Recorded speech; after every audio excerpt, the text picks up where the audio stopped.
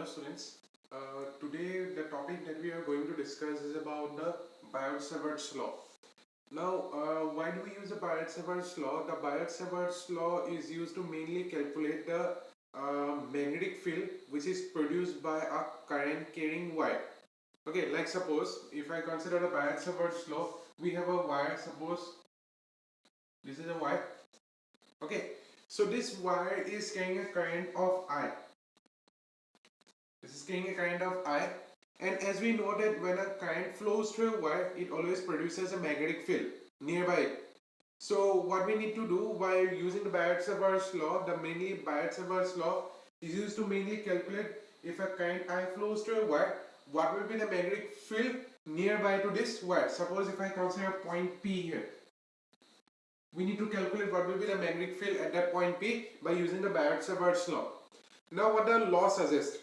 According to the law, like suppose if I consider here, if I consider a line element here, because I cannot consider the whole wire and I can calculate the magnetic field. Firstly, you have to take a small portion. So we have taken a small portion. Suppose this small portion is a AB of suppose length. If I consider the line element as a DL. Clear? Now suppose from this AB element to the point P is having a distance of suppose R. Clear? From DL, that means to the line element up till the point P, and this suppose it is making an angle of suppose theta. Clear? Now according to the Biot-Savart's law, what does it suggest? For this line element, because the line element is small, so obviously the magnetic field also will be a small. So according to the Biot-Savart's law, it states that magnetic field produced by this line element, that is dB, is directly proportional to the current flowing through the wire, directly proportional to the line element, directly proportional to sine theta. Theta is the angle between DL and R. Okay, this is the position vector, and inversely proportional to the distance squared. Yeah. Magnetic field proportional, directly proportional to the current. That means if the current increases, your magnetic field also increases. Then if the wire length increases, the magnetic field will increase. Then if I consider the angle theta, then it is inversely proportional to the distance r square. Then if I combine all these factors, what will I get? Combining,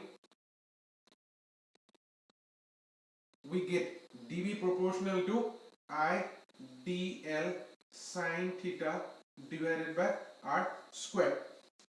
Clear? So if I break this proportionally symbol, I'll be getting a constant k I dl sine theta by r square.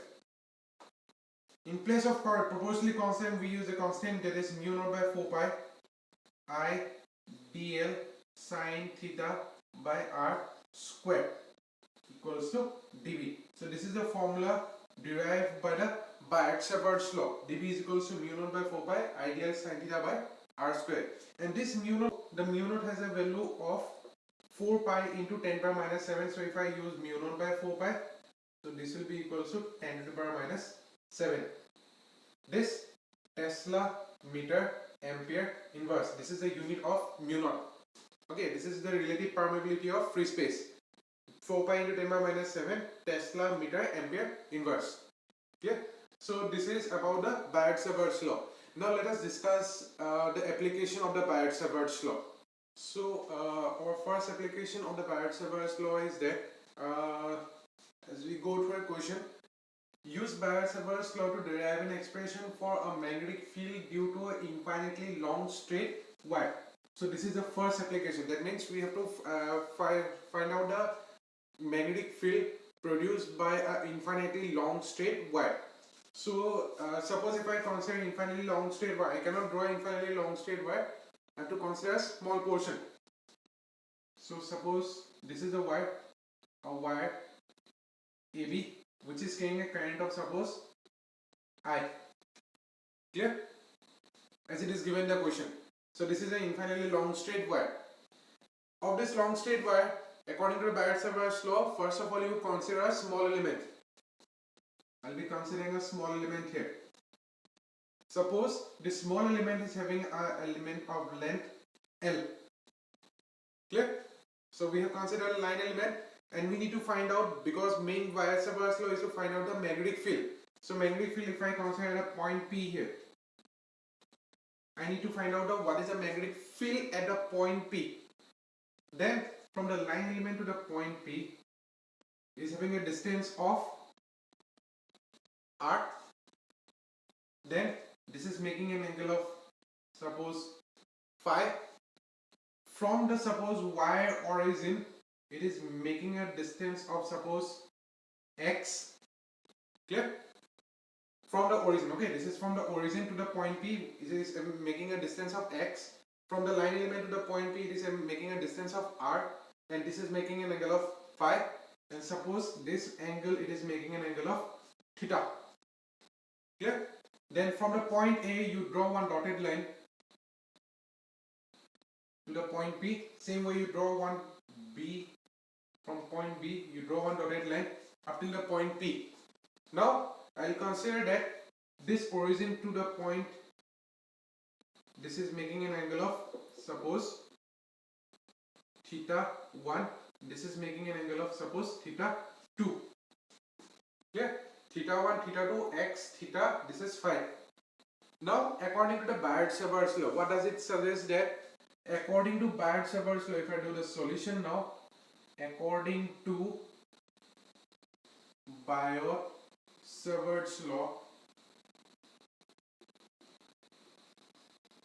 it suggests that dB is equals to mu naught by 4 pi I dl sine phi by r square. This, suppose if I mark this as equation number 1. So this will be not sine theta, this will be sine phi. dB is equals to mu naught by 4 pi I dl sine phi by r square. Now I will be calculating one by one. Suppose if I consider this as PO, like suppose if I consider this point as C. Clear? So I will be calculating one by one angle. Suppose if I consider the sine phi value, sine phi from the triangle POC, from triangle POC. From this triangle POC, since this is making a right angle triangle, if I consider the sine phi angle here, sine phi, so this will be a base, so this will be a base, this will be a hypotenuse, and the other one will be a perpendicular. So this I can write as OP divided by, so perpendicular by hypotenuse, so there will be perpendicular, this will be hypotenuse, so it will be OP by PC. Okay, so OP by PC will be equals to, OP is X and PC is your R, so it will be X by R. Okay, same way if I consider, if I want to calculate this value of cos theta, cos theta will be equals to, cos theta will be equals to base by hypotenuse, so it will be base by hypotenuse. So this will be your base, this will be your hypotenuse. So base will be X, hypotenuse will be your R. Now you can see here, this sine phi and cos theta is having the same value. Clear? So if it is having the same value, what I can write? That sine phi is equals to X by R is equals to cos theta. I'll mark this as equation number 2. Okay? Then after that, I'll be calculating the value. Suppose what is the value of this L? Let us find out the value of tan theta. Tan theta will be equals to, it will be perpendicular by base, so it will be L by X. L by X. So from here, I can write L will be equals to X tan theta. Okay? So here I can write, if I do differentiation of this, because here you can say here it is dl, so I have to, what I have to do, I have to do differentiation of this, so it will be dl by d theta, d by d theta, x tan theta. Okay, so since it is a differentiation over theta, so if I do differentiation, I will be getting as x sec square theta.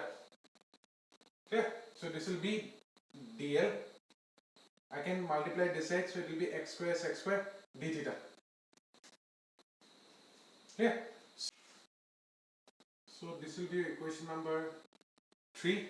Then if I put in equation number 1 all the values, like this is the equation number 1, so dB will be equals to naught by 4 pi, it will be I, in place of dl I will be writing as x sec square theta d theta. Then in place of sin phi, I will be placing the value as cos theta as we have got in the first part. Then I can write in place of the r square, I can write as x square by cos square theta, because we have got this one equation, we have got cos theta is equals to x by r. Now if I solve it, so this will be mu naught by 4 pi I, okay, it will be I x. Then you can see this is 1 by cos square theta, so it will be sec square theta. So this sec square theta and this sec square theta will be getting cancelled. So one cos theta will be left out, so it will be cos theta d theta divided by x square. Yeah. So 1x I can cancel it out, so this will be x. Yeah. So it will be mu naught by 4 pi I cos theta d theta by x. Yeah. So we have got as mu naught by 4 pi I cos theta d theta by x. I will be marking this as equation number, it will be 4. Yeah. So after this, what we need to do? We need to find out this is the magnetic field of only this small part of the small element. We need to find out the whole wire. So if I want to calculate over the whole wire, what we need to do? We need to do integration. Now total magnetic field. Total magnetic field.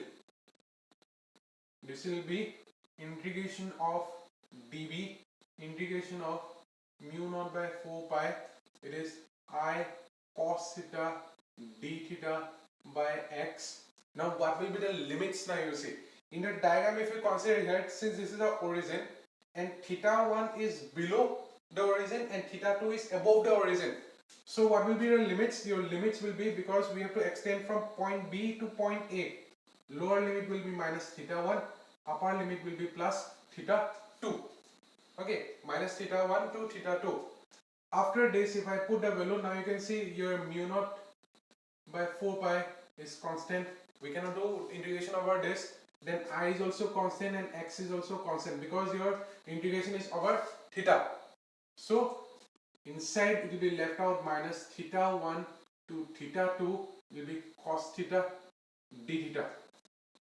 Okay.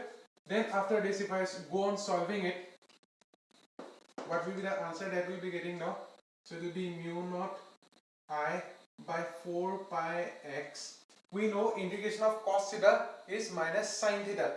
So this will be minus sin theta minus theta 1 to theta 2.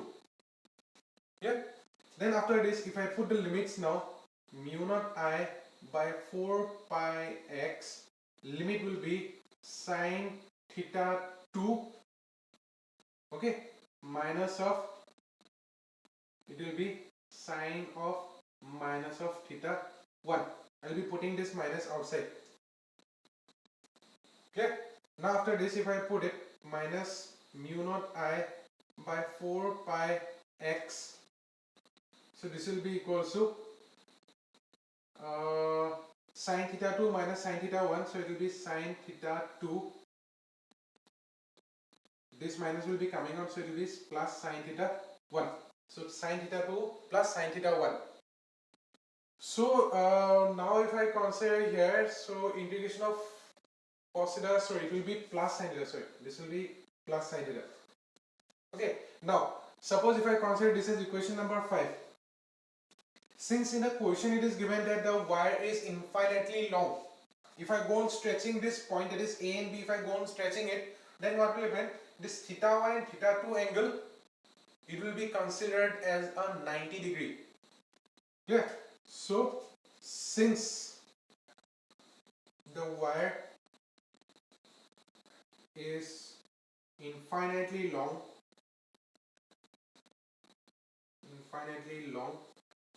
so theta 1 is equals to theta 2 will be equals to 90 degree, or we can consider as a pi by 2. Now if I put the value now, what will I get? So B will be equals to mu naught I by 4 pi x. Sin theta 2 will be sin 90 plus sin 90.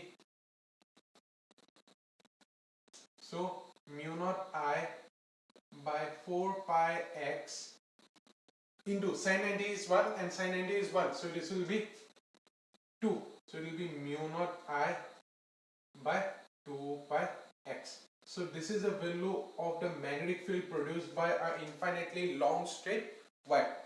So if you have any doubts related to this derivation, you can comment on the comment section, and you can freely give me a message if you have any doubt on this. Then we'll be discussing the next class. We'll be discussing some more application related with the Biot-Savart's law. That is the second application of Biot-Savart's law. This much for today. Thank you.